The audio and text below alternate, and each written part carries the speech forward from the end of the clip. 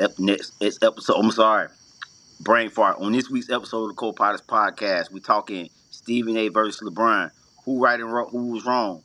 Uh, NCAA basketball, March Madness. You know what's going on there, and much more. Up next on the episode of Co-Pilots Podcast. Let's go.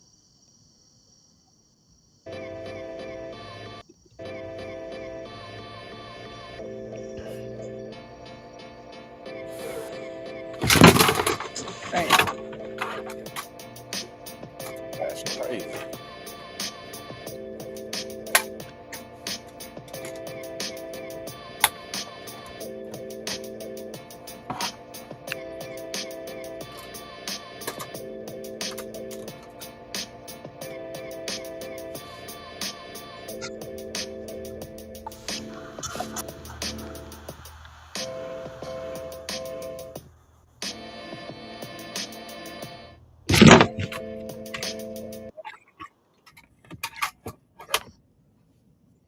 I'm gonna use the Oh other man, camera, man. It's on here crazy. hey man, yo, it's your boy Joe. It's your boy Greg. We the co-pilots from coast to coast. We do the most of West Coast flight. Whatever it is, we got you covered. Yeah, right now we having some technical difficulties with my boy Greg camera. We're gonna get back up and going right quick. I see he got the camera back up, flipped it back up. That What's joint right going on, there. Greg? Got my boy. He on the road this week. What's going on, my boy? Man, the same thing out here in Alabama, man. I'm just gonna use the camera from the thing, man. It's Yeah. all good, man. You know, we just out here. You know, me, man, just relaxing, and you know, it is what it is right now, man. Just trying to, you know, get off on this next episode, and we just so excited to just be back in rotation, giving you guys our weekly news in sports and what's going on around around the world in the wide world of sports, huh? So Right. so man, let's get right into it, man. So the first topic we're gonna talk about and discuss tonight, man, is Stephen A versus LeBron. And who's right, who's wrong. I mean, it's a whole lot of stuff that's been said back and forth. And I want to get your take on it, Greg, and then I'm gonna give you my take on it, Greg. So what's your thoughts? Oh, my thing is this, man. I'm a big LeBron fan, man. I'm started right there, man. But I think sometimes, man, a lot of times, man, LeBron can get a little too sensitive, man. You get what I'm saying? And reason why I say that because I remember a while back with the Lonzo Ball with the LeVar Ball incident. And if you remember, like he pointed out something that, like I said, he was just saying that stating the fact that, that he's able to spend more time with his son due to him not being in the league. And just because the word son got mentioned, um, LeBron pretty much snapped keep the name out your mouth. And I didn't see as like LeVar Ball was mentioning him like in the negative. He was just stating the situation that was going on. And it's the same with you look at with Stephen A. Smith and a lot of the other dudes that's in the media when they state things. You get what I'm saying? Like, it's sports. He's in the lead now, so he's subject to any kind of scrutiny that goes on. So it's like you cannot hold this shield around him, this sort of protection around him as if that like he's not subject to any type of criticism. Because he is, he's an athlete. You know what I'm saying? So that's my thing. I think that LeBron kind of went overboard on that situation. You get what I'm saying? I don't think what Stephen A. said warrant that type of response, like as if like it's about to go to blows or things of that nature. Yeah, and I agree with you too on that, Greg, man. Because my thing with that whole thing with that was you gotta be able to take criticism. LeBron James, he gotta be able to take criticism just like his dad did. And I want to say that George, Exactly. not George, but Michael Wilborn, he spoke on it, and I think out of all the reporters, he probably had the most accurate thing about it. What he's saying is basically a lot of this stuff was clickbait, but at the same time, LeBron James, you being a professional, 22 years in the league, whatever, Right. like you shouldn't have let that got you to the point where we at now. You should be bigger than that.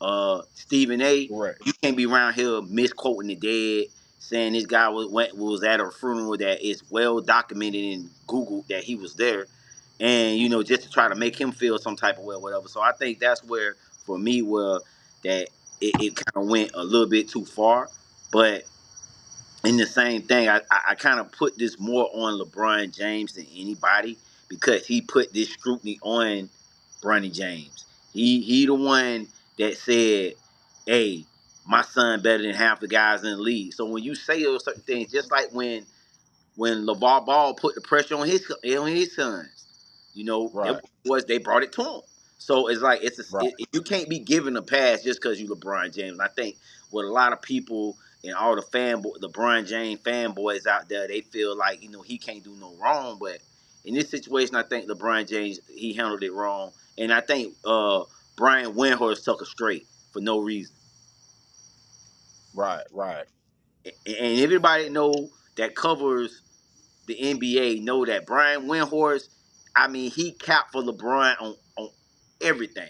I mean, this guy, every story that has been bad, Brian Windhorst been one of those guys who always stood in LeBron's corner and tried to spin it in a positive way.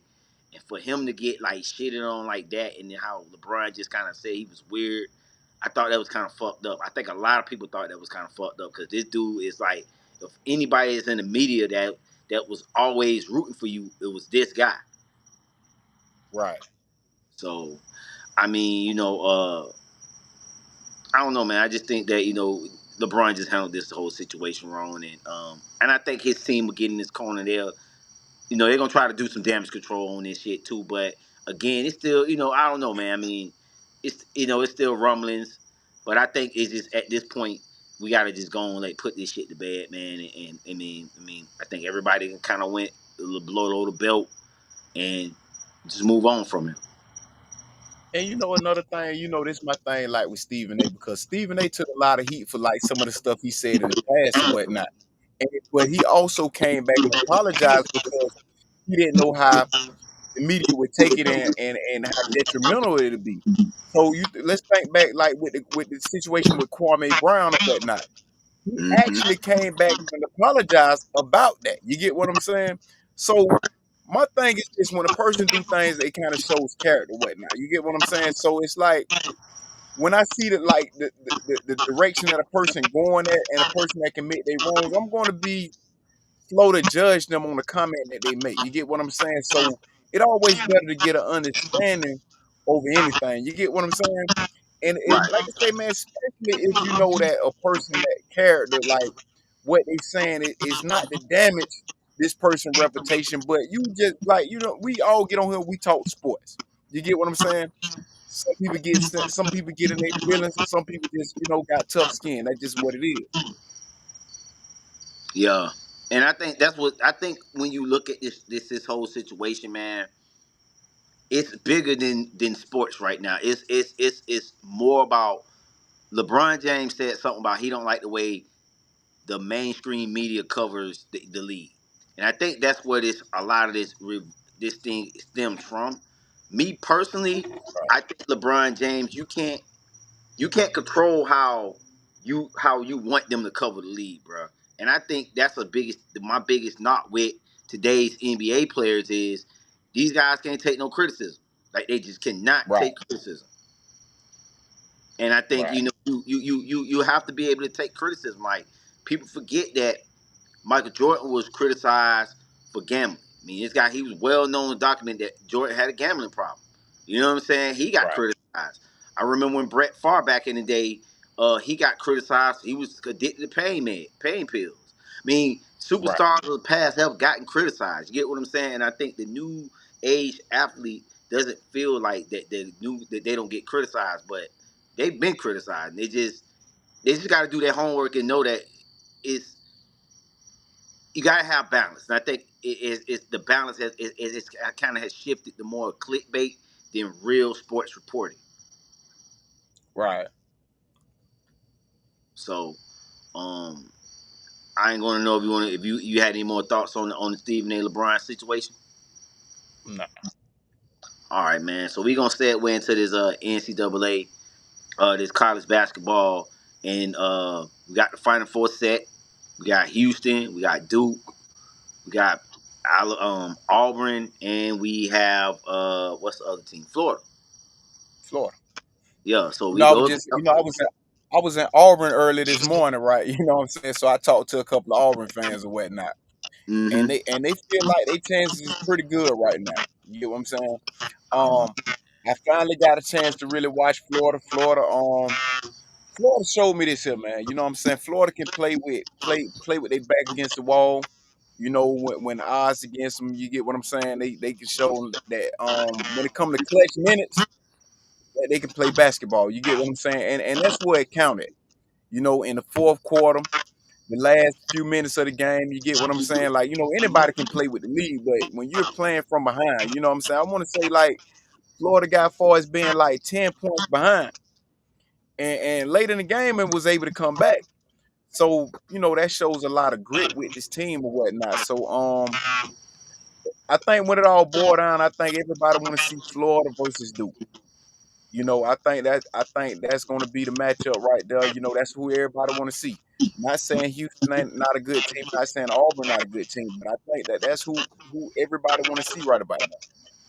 Yeah, that's the matchup everybody want to see. I do think that Houston could give because I think they got to play Duke, right? And Houston and Duke playing against each other, Auburn, Florida playing against each other. And this is the first time since like I think 1985 or something like that that all the number one seeds made it to the Final Four. Mhm. So it's gonna be very interesting to see if this the new way moving forward. You know what I'm saying? Of college basketball. If we're Right. gonna see this more of a trend or not in NIL era and things like that. I think you can. In my personal opinion, I think this is the way now. The rich gonna keep getting richer. Right. But just on the distance, I'm not going to focus on that. But just talk about the play on the court. And I don't mean I got sidetracked. But that boy Walter Clayton Jr., boy, for Florida, man, he's something else, man. that's Hey, I mean, you seen the 3-pointer. He dribbled to the hole, that's who everybody was dribbled talking about. back out, and then just pulled up like and with ease. Right. I'm like, to see this kid's story though, man. He could have played football too. He had got offers from Florida State. Uh, he was a 4-star football athlete. He was a 0-star basketball player. So it was like, Right. he didn't get any offers, so he went to Iona, played with Rick Pitino for that time he was in Iona, and then he transferred to Florida. And I mean, you got to give it to this Florida team, man. I mean, they shot bad early on in that game. The three wasn't falling, but in the fourth quarter, that three started falling, and it was like it was a wrap. And the thing about this Florida team, when you watch them, is that this coach, Mike White, he allows these guys to shoot the ball. Like, and I mean, and they confident. All these guys are confident to shoot. I mean, and, you see on certain teams, well, Mike White, not they, Mike White is they it got a Mike? different.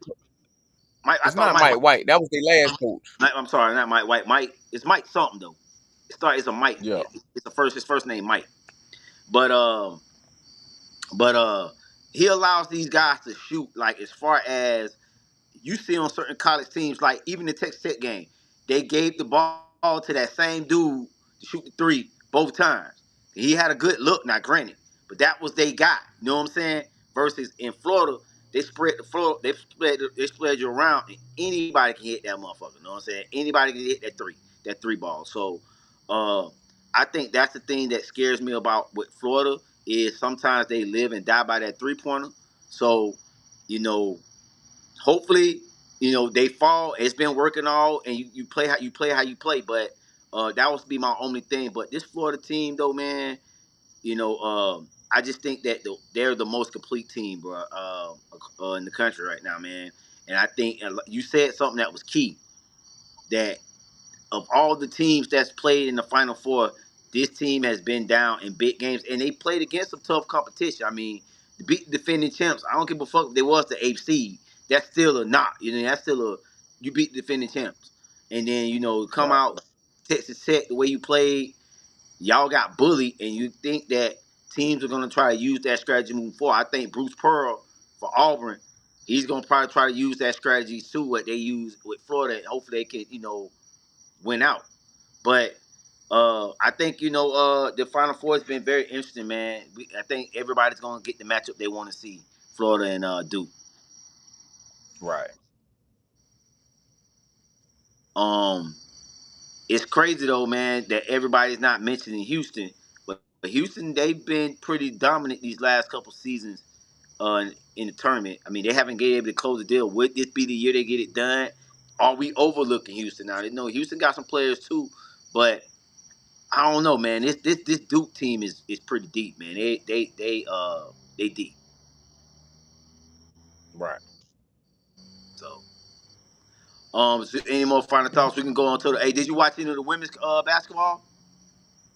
Nah, I didn't get a chance. I caught like the end of the UConn game, like towards the end or whatnot.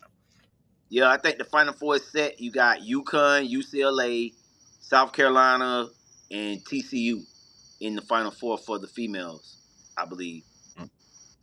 And I think this is a good look, man. There was some controversy they talked about. I guess with LSU head coach, she had some words, and I thought Flau'jae was gonna do it. I thought she could get to the Final Four, man, but she fell short in the Elite Eight. But I think it's Paige Bettner. This is her year to do it, man. She got to do it, dog.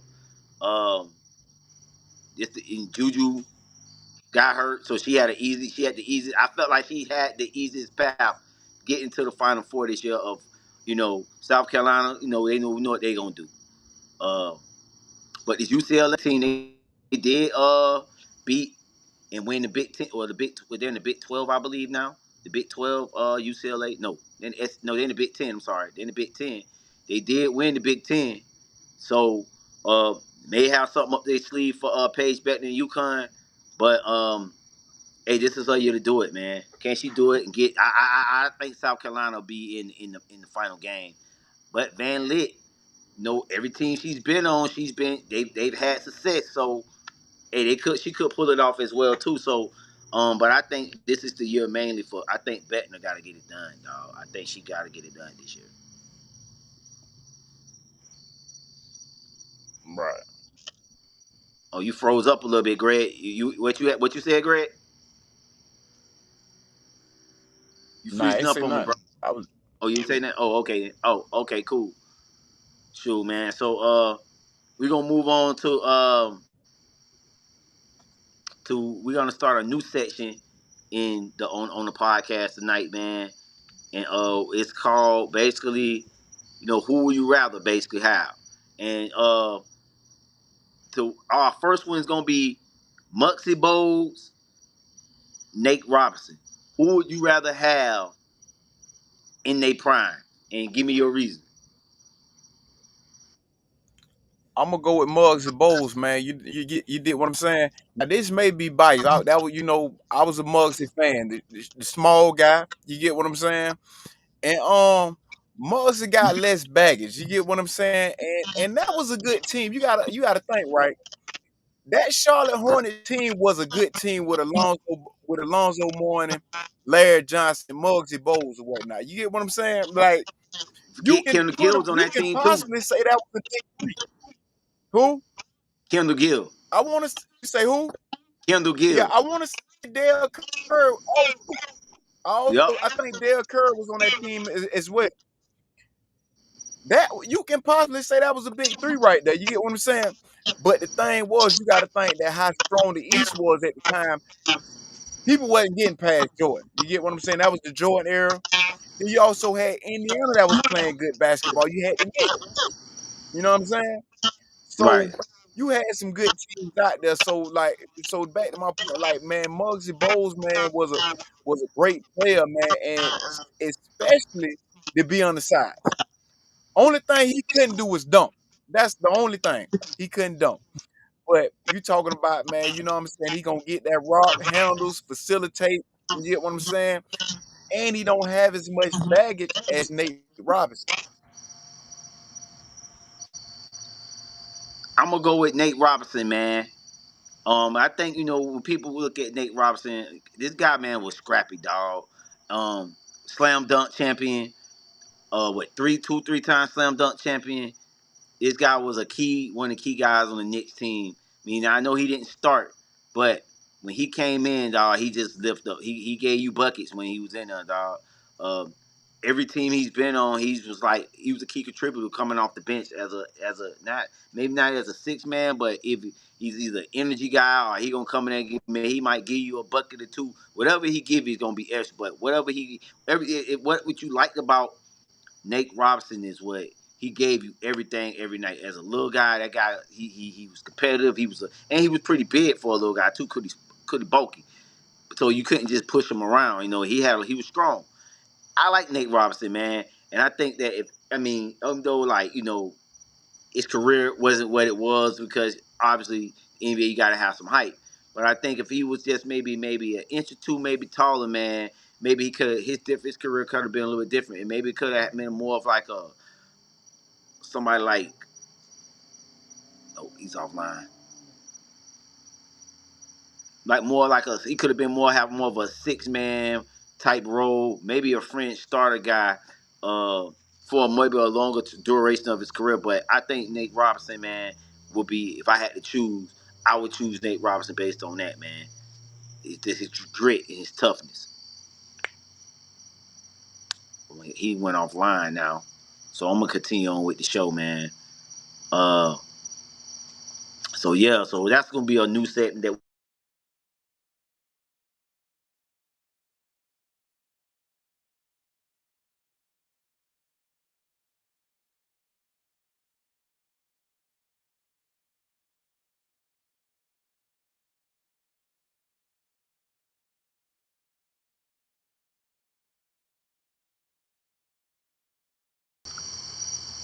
So that's what we're gonna be doing every segment. Who would you rather? Just something to throw in a little mix into the show, man. And so waiting on Greg to get back on. If not, then we're gonna see if anybody's in the comment section. If you guys want to come in and join in, tune into the show. If you wanna got some comments or any questions you want to get off, man, you come on the show, man. We got the link in there. Hey, bring you up. You know what I'm saying? Say your piece. So but with that being said, man, I'm gonna give my arrivals and departures this week, man. And my arrivals this week, man, is the University of Florida, man. I think this year, um, I gotta say, man, you guys are officially are a two-school university. Like you guys are a school that, oh, he's back on. We're gonna add Greg back in the add him back. Greg. Okay, Yeah, Greg man. back. My signal keep getting mixed up with this truck stop jump, man. They connected went to their Wi-Fi. I did it again.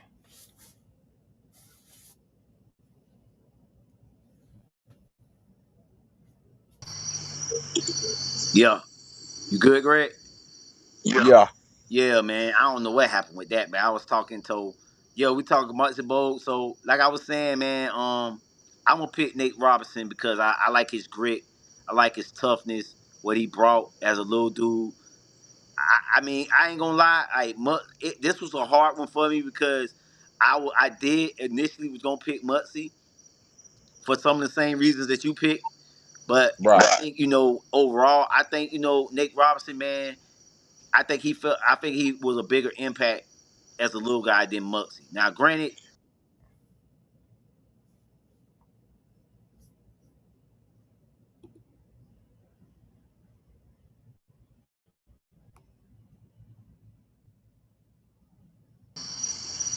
man, I don't know what the hell he's doing, man.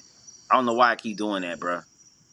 So like you said, bro, like that Charlotte team, but that Charlotte team was loaded, bro.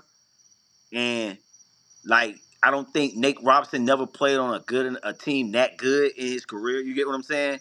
So that was probably why I would have picked Muggsy too as well. But again, I still think Nate Robinson, just his heart, his will, man. I like that about him, man, and what he brought to those teams that he played on.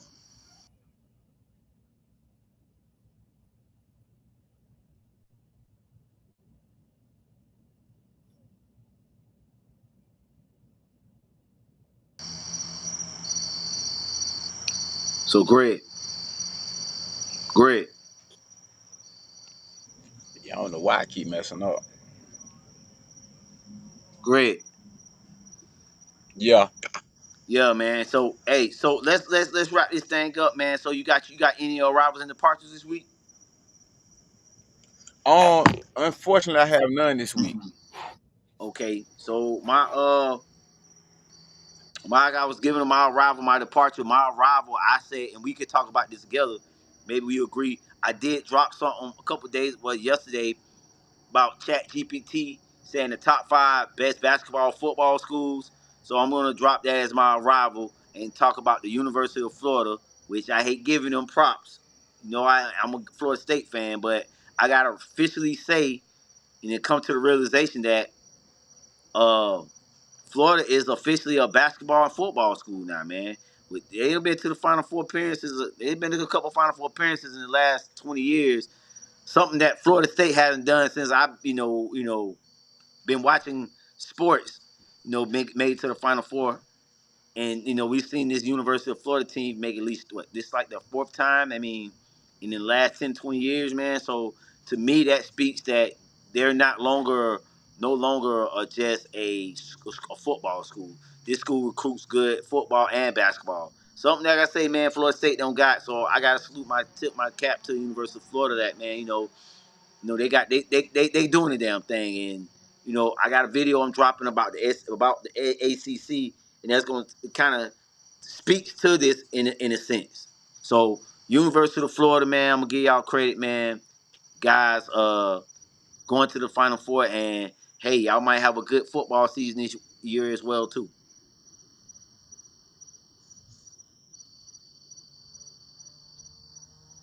Hello.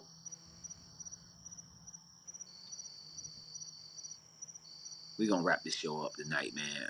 We have a lot of technical difficulties, so we're gonna wrap this show up tonight. It's your boy Joe, and I'm out. I don't think Greg hear me, but we out. Peace.